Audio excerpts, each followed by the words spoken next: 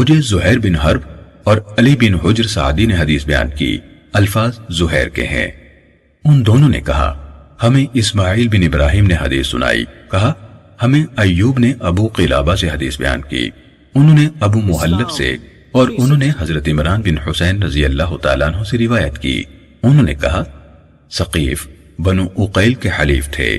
ثقیف نے رسول اللہ صلی اللہ علیہ وسلم کے اصحاب میں سے 2 آدمیوں کو قید کر لیا۔ بدلے میں رسول اللہ صلی اللہ علیہ وسلم کے اصحاب نے بنو عقیل کے ایک آدمی کو قیدی بنا لیا اور انہوں نے اس کے ساتھ اونٹنی عزبہ بھی حاصل کر لی۔ رسول اللہ صلی اللہ علیہ وسلم اس آدمی کے پاس سے گزرے، وہ بندھا ہوا تھا۔ اس نے کہا اے محمد، آپ صلی اللہ علیہ وسلم اس کے پاس آئے اور پوچھا کیا بات ہے؟ اس نے کہا آپ نے مجھے کس وجہ سے پکڑا ہوا اور حاجیوں کی سواریوں سے سبقت لے جانے والی اونٹنی کو کیوں پکڑا ہے؟ آپ نے اس معاملے کو سنگین خیال کرتے ہوئے جواب دیا میں نے تمہیں تمہارے حلیف ثقیف کے جرم کی بنا پر یعنی اس کے ازالے کے لیے پکڑا ہے۔ پھر آپ وہاں سے پلٹے تو اس نے پھر سے آپ کو آواز دی اور کہا اے محمد، اے محمد۔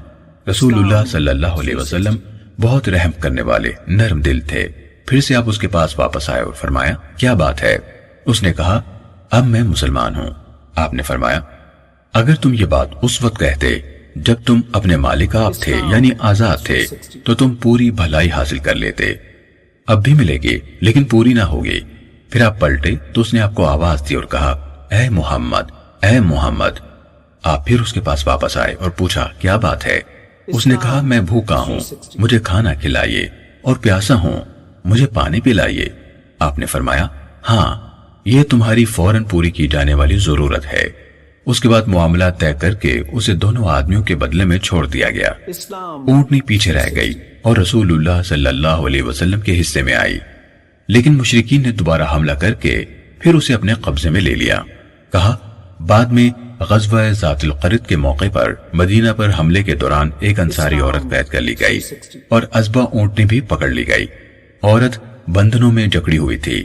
لوگ اپنے اونٹ اپنے گھروں کے سامنے رات کو آرام کرنے کے لیے بٹھا دیتے تھے۔ ایک رات وہ خاتون اچانک بیڑیوں یعنی بندھنوں سے نکل بھاگی اور اونٹوں کے پاس آئی۔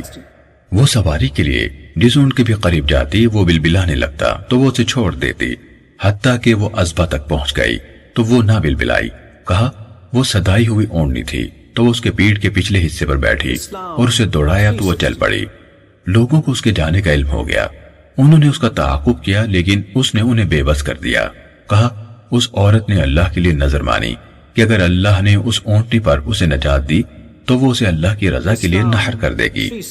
جب وہ مدینے پہنچی تو لوگوں نے اسے دیکھا تو کہنے لگے یہ ازبہ ہے، رسول اللہ صلی اللہ علیہ وسلم کی اونٹنی۔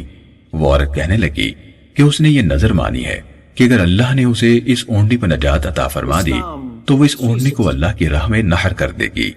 اس پر لوگ رسول اللہ صلی اللہ علیہ وسلم کی خدمت میں حاضر ہوئے اور آپ کو یہ بات بتائی تو آپ صلی اللہ علیہ وسلم نے فرمایا سبحان اللہ، اس عورت نے اسے جو بدلہ دیا وہ کتنا برا ہے۔ اس نے اللہ کے لیے یہ نظر مانی ہے کہ اگر اللہ نے اس کو اس اونٹنی پر نجات دے دی تو وہ اسے ذبح کر دے گی۔